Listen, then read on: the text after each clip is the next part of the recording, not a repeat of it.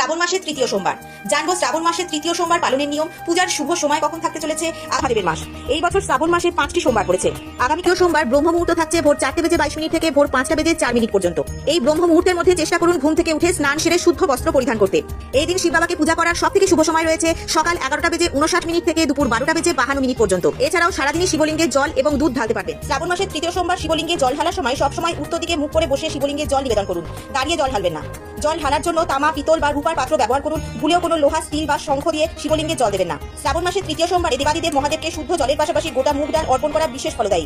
এছাড়াও বেলপাতা, ধুতুরা ও সাদা ফুল নিবেদন করুন। জল ঢালার সময় নিরন্তর ওম নমঃ শিবায় বা মহামৃত্যুঞ্জয় মন্ত্র জপ করুন। শ্রাবণ মাসের তৃতীয় সোমবার শিব পূজায় গোটা মুগ ডাল অর্থাৎ সবুজ মুগ শস্য অর্পণ করুন এবং দেবাদিদেব মহাদেবের প্রিয় বেলপাতা, ধুতুরা ফুল এবং আকন্দ ফুল নিবেদন করার নিয়ম রয়েছে শাস্ত্রে। এই দিন শাস্ত্র অনুসারে কি নিষেধ? এই দিন পেঁয়াজ, রসুন, আমিষ খাবার, অ্যালকোহল সম্পূর্ণরূপে এড়িয়ে চলুন। সম্পূর্ণ সাত্বিক আহার বা ফলমূল গ্রহণ করুন। শিব পূজায় কেতকী ফুল, তুলসী পাতা বা শাঁখ দিয়ে জল নিবেদন করা একেবারেই নিষেধ। আজকের পর্বটি আপাতত এই পর্যন্তই। ভালো লাগলে অবশ্যই একটা লাইক করে দেবেন।